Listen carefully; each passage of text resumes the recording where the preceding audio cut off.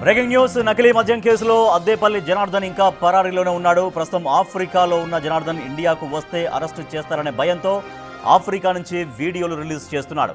ఇప్పటికే జనార్దన్ సోదరుడు జగన్మోహన్ ని పోలీసులు అదుపులోకి తీసుకున్నారు. మరోవైపు జనార్దన్తో పాటే ఆఫ్రికాలోనే ఉన్నాడు టీడీపీ బహిష్కృత నేత జయచంద్రారెడ్డి. ఆఫ్రికా నుంచి వీడియోలు రిలీజ్ చేస్తున్న జయచంద్రారెడ్డి కేసుల నుంచి బయటపడేందుకు ఆఫ్రికా నుంచే లాబింగ్ చేస్తున్నారు. ఇవాళ జయచంద్రారెడ్డి పైన పోలీసులు ఎఫ్ఐఆర్ నమోదు చేసే అవకాశం ఉంది. ఇండియాకు వస్తే తమను అరెస్టు చేస్తారనే భయంతో ఇద్దరు ఆఫ్రికాలోనే దాక్కుంటారనే ప్రచారం సాగుతోంది.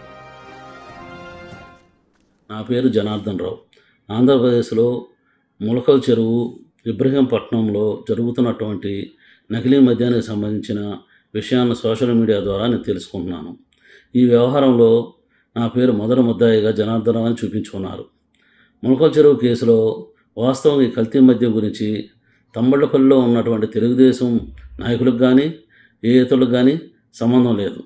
ఊరికే ఇతరులను ఇబ్బంది పెట్టాలని కొన్ని రాజకీయంగా లేనిపోయిన చేస్తున్నారు. ఇతరులు ఎవరో మన మీద ఏ బురద జల్లాలన్నా ఏది లేకపోవడంతో ఈరోజు తమ మొలకల చెరువులో మద్యం తయారు చేస్తున్నారని, మద్యం ఉందని ఎక్సైజ్ వాళ్ళు పట్టుకుంటే అది కూడా నాకు అంటగట్టడం ఎంతవరకు సమంజసం? నేను కూడా ఇందాక సోషల్ మీడియాలో చూశాను. ఇసుక నకిలీ మద్యం కేసులో అద్దేపల్లి జనార్దన్ ఇంకా పరారీలో ఉన్నాడు. ప్రస్తుతం ఆఫ్రికాలో ఉన్న జనార్దన్ ఇండియాకు వస్తే అరెస్ట్ చేస్తారనే భయంతో ఆఫ్రికా నుంచి వీడియోలు తీస్తున్నాడు. దాంతోపాటుగా జనార్దన్తో పాటు ఆఫ్రికాలో ఉన్నాడు టీడీపీ బహిష్కృత నేత జయచంద్రారెడ్డి. ఆయన కూడా వీడియోలు రిలీజ్ చేస్తున్నాడు. పూర్తి సమాచారాన్ని నెక్స్ట్ ఏం జరగబోతున్న దానిపైన పూర్తిగా వివరించేందుకు మా executive editor Ashok news room నుంచి మాకు లైవ్లో ఉన్నారు. అశోక్, ఇప్పుడు ఆఫ్రికా నుంచి ఇద్దరు వీడియో రిలీజ్ చేస్తున్నారు. మాకు ఎటువంటి పాపం తెలియదు, కావాలని మమ్మల్ని దీంట్లో బదనాం చేసే ప్రయత్నం చేస్తున్నారు అనేది. సో ఫర్దర్గా నెక్స్ట్ పోలీసులు ఈ కేసులో ఎటువంటి స్టెప్స్ తీసుకునే అవకాశం ఉంది ఈ సమయానికి? పరారీలో ఉన్నది అద్దేపల్లి జనార్దన్ మాత్రమే కాదు, ఒక విధంగా జయచంద్రారెడ్డి కూడా పరారీలో ఉన్నట్టుగానే. ఎందుకంటే జయచంద్రారెడ్డి మీద ఇవాళ రేపు ఎఫ్ఐఆర్లో పేరు కూడా నమోదు చేయబోతూ ఉన్నారు. ఎందుకంటే దీనిలో వెనుకున్న అసలు కీలక సూత్రధారి జయచంద్రారెడ్డిగానే భావిస్తూ ఉన్నారు. ప్రభుత్వానికి ఇప్పటికే సమాచారం ఉంది. ఎందుకంటే జయచంద్రారెడ్డి పాత్ర లేకుండానే, జయచంద్రారెడ్డికి ఏ సంబంధం లేకుండానే పార్టీ నుంచి ఇమ్మీడియట్గా ఆయన సస్పెండ్ చేసే చర్యలకు టీడీపీ ఉపకరించే ప్రయత్నం చేయదు. బేసిక్గా ఇక్కడ చిన్న లాజిక్ ఏంటంటే, తమ పార్టీ తరఫున గత ఎన్నికల్లో ఎమ్మెల్యేగా పోటీ చేసి ఓడిపోయి ప్రస్తుతం ఎమ్మెల్యేగానే అనధికారికంగా చలామణి అవుతున్న జయచంద్రారెడ్డిని ఈ నకిలీ లిక్కర్ అలిగేషన్ రాగానే పార్టీ నుంచి సస్పెండ్ చేసింది టీడీపీ అధిష్టానం. ఎందుకు అంటే వెంటనే దీని మీద అలర్ట్ అవడంతో పాటు జయచంద్రారెడ్డికి సంబంధించిన పాత్రకు సంబంధించిన వ్యవహారం మొత్తాన్ని కూడా కూపీలాగారు. ఇంటెలిజెన్స్ సమాచారం తెప్పించుకున్నారు, పార్టీ నుంచి సమాచారం తెప్పించుకున్నారు. సో అందువల్ల జయచంద్రారెడ్డి పాత్ర క్లియర్గా ఉందని తెలిసిన వెంటనే యాక్షన్ తీసుకుంటే పార్టీకి జరిగే డ్యామేజ్ కొంతైనా తగ్గుతుంది. ఏదైతే ఇప్పుడు తెలుగుదేశం పార్టీకి అంటుకున్న ఈ నకిలీ లిక్కర్ వాసన ఏదైతే ఉందో అది పోవాలి అంటే కొంతలో కొంతైనా వీళ్ళ మీద యాక్షన్ తీసుకుంటే అది డ్యామేజ్ కంట్రోల్ అవుతుందన్న ఉద్దేశంతోనే జయచంద్రారెడ్డిని పార్టీ ఇమ్మీడియట్గా సస్పెండ్ చేసింది. సురేంద్ర నాయుడిని పార్టీ నుంచి సస్పెండ్ చేసింది. సో ఈ క్రమంలో అంటే జయచంద్రారెడ్డి పాత్ర లిక్కర్లో ఖచ్చితంగా ఉందని భావించింది కాబట్టే తెలుగుదేశం పార్టీ యాక్షన్ తీసుకుంది. సో దీన్ని బట్టి మనకు అర్థమవుతున్నది ఏంటంటే జయచంద్రారెడ్డి పైన ఎఫ్ఐఆర్ నమోదు కాబోతోంది, జయచంద్రారెడ్డిని కూడా త్వరలో అరెస్ట్ చేయబోతున్నారు అని. సో అందువల్లే తోడు దొంగలైన ఇద్దరు కూడా, జయచంద్రారెడ్డి కీలక సూత్రధారి, పాత్రధారి అయిన అద్దేపల్లి జనార్దన్, వీళ్ళిద్దరు కూడా ప్రస్తుతం ఆఫ్రికాలోనే ఉన్నారు.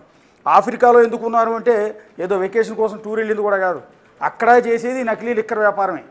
ఆఫ్రికా ఉగాండాలో వీళ్ళిద్దరూ కలిసి విచ్చలవిడిగా నకిలీ లిక్కర్ను తయారు చేసి అక్కడి ప్రజల జీవితాలతో ఆటలాడుకుంటూ ఉన్నారు.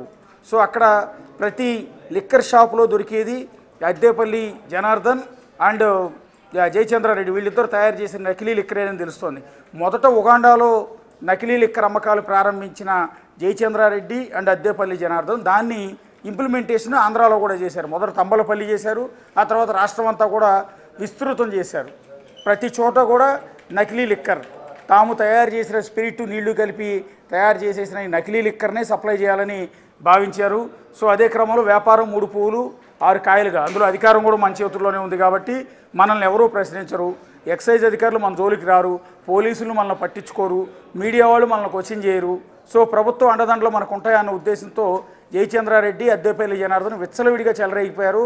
ఇది అనూహ్యంగా ప్రభుత్వం ఎక్సైజ్ శాఖ అధికారులను పంపించి తంబళ్లపల్లిలో ఉన్న ఈ నకిలీ ఫ్యాక్టరీ మీద దాడులు చేయించి దాన్ని సీజ్ చేస్తారని బహుశా జయచంద్రారెడ్డి అద్దేపల్లి జనార్దన్ వీళ్ళు ఊహించుండరు. ఎందుకంటే ప్రభుత్వం మందే, సో మనల్ని ఏమనరు, సో సొంత ప్రభుత్వంలో ఉన్న వ్యక్తుల్ని సొంత పార్టీ నేతల్ని తెలుగుదేశం పార్టీ అరెస్ట్ చేస్తుందని చంద్రబాబు నాయుడు సీరియస్ యాక్షన్ తీసుకుంటారు అని వీళ్ళు కల్లో కూడా ఊహించలా. సో ఇమ్మీడియట్ యాక్షన్ తీసుకోవడంతో బిత్తరపోయారు. సో ఇద్దరు కూడా ఆల్రెడీ ఆఫ్రికాలోనే ఉన్నారు కాబట్టి అద్దేపల్లి జనార్దన్ని ఈ కేసులో ఆల్రెడీ ఎఫ్ఐఆర్లో A1గా మెన్షన్ చేశారు, పేరు పెట్టారు కూడా. సో అతను ఇండియాకు వస్తే ఇమ్మీడియట్గా అరెస్ట్ చేస్తారు. రెండోది ప్రభుత్వ ఆదేశాలతో చంద్రబాబు నాయుడు కూడా సీరియస్ అయిన నేపథ్యంలో ఇమ్మీడియట్గా పార్టీ నుంచి సస్పెన్షన్ చేసిన ఈ జయచంద్రారెడ్డిని కూడా ఎఫ్ఐఆర్లో చేర్చాలని ఆదేశించినట్టుగా తెలుస్తోంది. సో ఇవాళ దానికి సంబంధించిన ఆధారాలు సేకరించి అతను ఎఫ్ఐఆర్లో చేర్చబోతున్నారు. అంటే ఒకవేళ జయచంద్రారెడ్డి ఆఫ్రికా నుంచి ఇండియా వచ్చినా ఇమ్మీడియట్గా అతను కూడా అరెస్ట్ చేస్తారు. ఈ భయంతోనే వీళ్ళిద్దరూ కూడా ఆఫ్రికాలోనే దాక్కుంటూ ఉన్నారు. సో ఉన్నంతకాలం ఇక్కడే ఉండి ఈ లిక్కర్ వ్యాపారం మీద ఈ ఆఫ్రికాలోనే చేసుకుందాం, ఈ కంట్రీ దాటి అక్కడికి వెళ్తే కదా మనల్ని అరెస్ట్ చేసేది, ఈలోపు ఏదో రకంగా లాబింగ్ చేద్దామని నిన్నటి నుంచి జయచంద్రారెడ్డి తెలుగుదేశం పార్టీలో ఉన్న ముఖ్యమైన నేతలందరికీ కూడా ఫోన్లు చేస్తూ ఉన్నాడు. అలాగే తాను గతంలో వైఎస్ఆర్ కాంగ్రెస్ పార్టీలో పనిచేస్తున్నాడు కాబట్టి ఆయనకి గతంలో అండదండగా నిలిచిన ఒక మాజీ మంత్రి, చిత్తూరు జిల్లాకి చెందిన ఒక మాజీ మంత్రితో కూడా ఆయన సంప్రదింపులు చేస్తున్నట్టుగా తెలుస్తోంది. సో అటు వైఎస్ఆర్ కాంగ్రెస్ పార్టీ నేతలు, ఇటు తెలుగుదేశం పార్టీ ముఖ్య నేతలు తనని కాపాడండి అని వాళ్ళందరికీ ఫోన్లు చేస్తుంటే కొంతమంది నిర్దాక్షిణ్యంగా ఫోన్లు కట్ చేస్తూ ఉన్నారు. ఈ పాపం నీది మేము అంటించుకునే ఉద్దేశం మాకు లేదు, ఆల్రెడీ చంద్రబాబు నాయుడు సీరియస్గా ఉన్నాడు, ప్రభుత్వం సీరియస్గా ఉంది కాబట్టి నిన్ను ఎట్టి పరిస్థితుల్లో కూడా క్షమించేది కానీ నిన్ను కాపాడే ప్రయత్నం కానీ మేము ఎవరూ చేయబోమని అటు తెలుగుదేశం పార్టీ నేతలైతే తెగేసి చెప్తున్నట్టుగా తెలుస్తుంది. వైఎస్ఆర్ కాంగ్రెస్ పార్టీ నేతలైతే ఎవరు అతను ఫోన్లు కూడా ఎత్తనట్టుగా మనకి ఇప్పటివరకు సమాచారం. ఈ నేపథ్యంలోనే ఏం చేయాలి, ఎలా ఈ కేసు నుంచి బయటపడాలి అనే దాని మీద అర్థం కాక వీళ్ళిద్దరూ కలిసి అక్కడే కూర్చుని ఒకళ్ళ తర్వాత ఒకళ్ళు ఒకే గదిలో కూర్చుని ఒకే ఫోన్లోంచి వీడియోలు రికార్డ్ చేసి వాట్సాప్లో ఇక్కడ ఉన్న వాళ్ళందరికీ కూడా పంపించే ప్రయత్నం. అశోక్, ఇప్పటికే జనార్దన్ తమ్ముడు జగన్మోహన్ రావును అరెస్ట్ చేశారు పోలీసులు. అంటే ఆయన దగ్గర నుంచి ఎటువంటి సమాచారం ఇప్పటిదాకా రాబట్టినట్టు తెలుస్తోంది. అంటే ఎప్పటి నుంచి ఈ దందా చేస్తున్నారు, ఇప్పటిదాకా ఎన్ని కోట్ల రూపాయలు అక్రమంగా సంపాదించినటువంటి డీటెయిల్స్ ఏమైనా ఇప్పటిదాకా పోలీసులు సేకరించారా జగన్మోహన్ దగ్గర నుంచి? జస్ట్ విచారిస్తున్నారు, అదే సమాచారం రాబడుతున్నారు. ప్రస్తుతం అసలు జనార్దన్ ఎక్కడున్నాడు, ఏ ఆఫ్రికాలో ఏ ఊళ్ళో ఏ సిటీలో ఉన్నాడు, ప్రస్తుతం అతను వచ్చే ఆలోచన ఉందా లేదా అని ఇతని చేతే జనార్దన్కి ఫోన్లు చేస్తున్నట్టుగా మనకైతే సమాచారం తెలుస్తుంది. జగన్మోహన్ చెప్పేది ఏంటంటే నాకు ఎలాంటి సంబంధం లేదు, నేనేదో ఇబ్రహీంపట్నంలో చిన్న కిరాణా కొట్టు నడుపుకుంటాను, ఈ లిక్కర్ కేసుకి నాకు సంబంధం లేదని చెప్తూనే ఎవరెవరైతే తన అన్న అద్దేపల్లి జనార్దన్ ఎక్కడెక్కడ లిక్కర్ సప్లై చేస్తున్నాడు, ఇతనికి ఎవరెవరు సహకరిస్తున్నారు అన్ని డీటెయిల్స్ కూడా జగన్మోహన్ ఎక్సైజ్ అధికారులకు ఇస్తున్నట్టుగా మనకున్న సమాచారాన్ని బట్టి తెలుస్తుంది. అతను చెప్తున్నట్టుగా కేవలం కిరాణా కొట్టుకే పరిమితమయ్యాడా, లిక్కర్ బిజినెస్లో అతను కూడా పాత్రధారేనా అనేది ఇంకా మనకు విచారణలో తెలియాల్సి ఉంటుంది. సో ఆ జగన్మోహన్ రావు ద్వారా కీలక విషయాలు ఇంకా అవసరమైతే అద్దేపల్లి జనార్దన్ ఫ్యామిలీ మెంబర్స్ని కూడా ఎక్సైజ్ అధికారులు విచారించే అవకాశం కూడా చాలా క్లియర్గా కనిపిస్తుంది. అంటే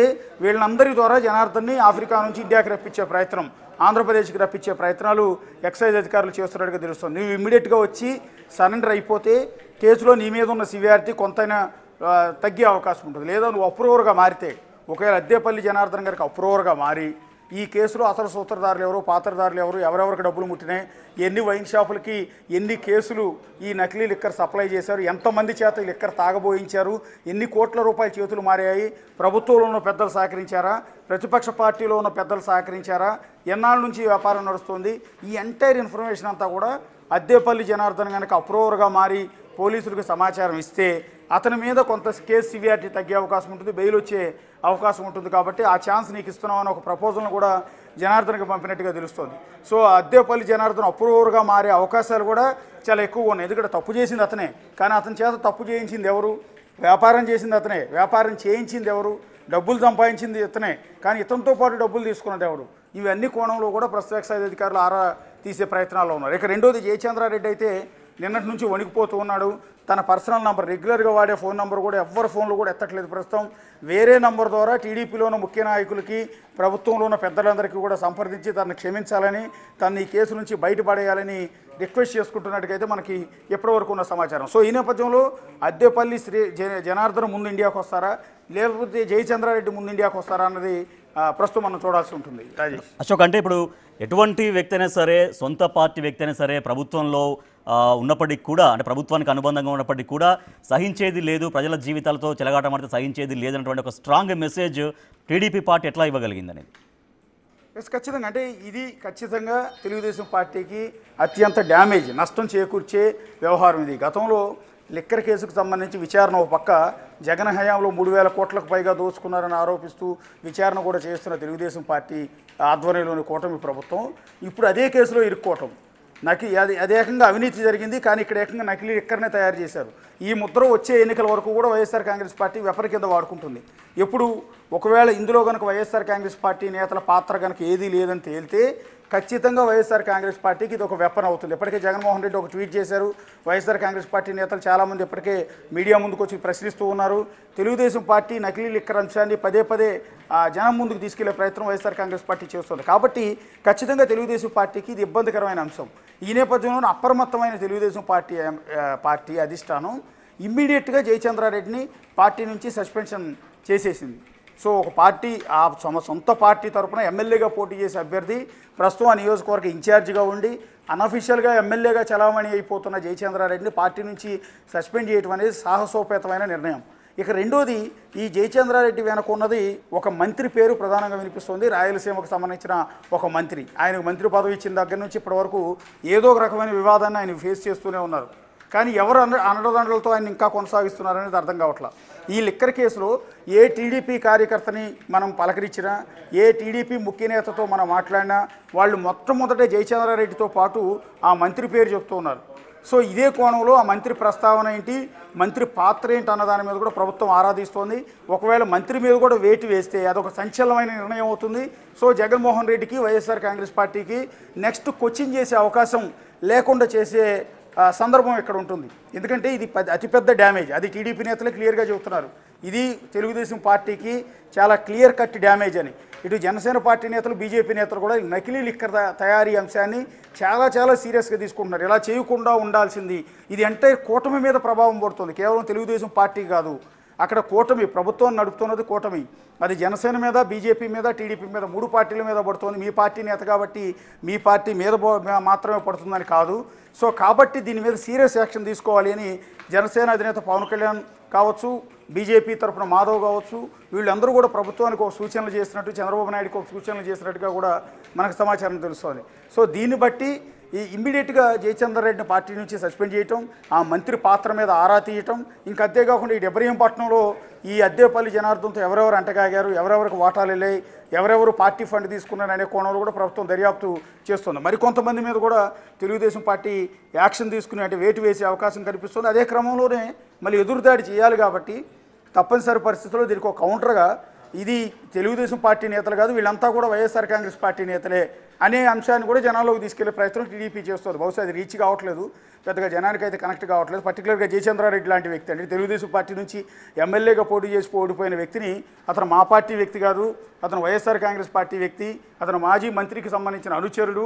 సో నిన్న మొన్నటిదాకా అతనితో అంటగాకి ఎన్నికల ముందే మా పార్టీలోకి వచ్చి చేరాడు కాబట్టి అది మాకు దానికి సంబంధం లేదన్నట్టుగా తెలుగుదేశం పార్టీ చెప్పే ప్రయత్నం చేస్తున్నప్పటికీ అది జనానికి పెద్దగా కనెక్ట్ కావట్లేదు. ఎందుకంటే ఎన్నికల ముందు వచ్చినా తర్వాత వచ్చినా మీ పార్టీ తరఫున ఎన్నికల్లో ఎమ్మెల్యేగా పోటీ చేశాడు, ఓడిపోయాడు. ప్రస్తుతం అనధికారికంగా ప్రభుత్వం మీదే కాబట్టి అనధికారికంగా ఓడిపోయిన వ్యక్తి ఎమ్మెల్యేగా అక్కడ చలమణి అవుతున్నాడు. ఎందుకంటే సిట్టింగ్ ఎమ్మెల్యే ద్వారకానాథ్ రెడ్డిని కూడా కాదని ఇతను ఎమ్మెల్యేగా పెత్తనం చేస్తూ ఉన్నాడు. సో అధికారులంతా ఇతనికి సలాం కొడుతూ ఉన్నారు. ఇలాంటి పక్షంలో అతను మా పార్టీ వాడు కాదు, వేరే పార్టీ వాడు అంటే జనాన్ని పెద్దగా నమ్మరు. సో ఈ క్రమంలోనే ఇంకొంత పెద్ద తలకాయల మీద వేటు వేస్తే ఈ డ్యామేజ్ అనేది పూర్తిగా కంట్రోల్ అయ్యే అవకాశం ఉంటుంది. నెక్స్ట్ ఎన్నికల వరకు కూడా జగన్మోహన్ రెడ్డి పదే మన మీద ఈ అస్త్రాలు సంధించకుండా దీన్ని ఆదిలోనే కంట్రోల్ చేయాలన్న ఆలోచనలో ప్రస్తుతం తెలుగుదేశం పార్టీ అధిష్టానం అయితే ఉన్నట్టుగా తెలుస్తోంది.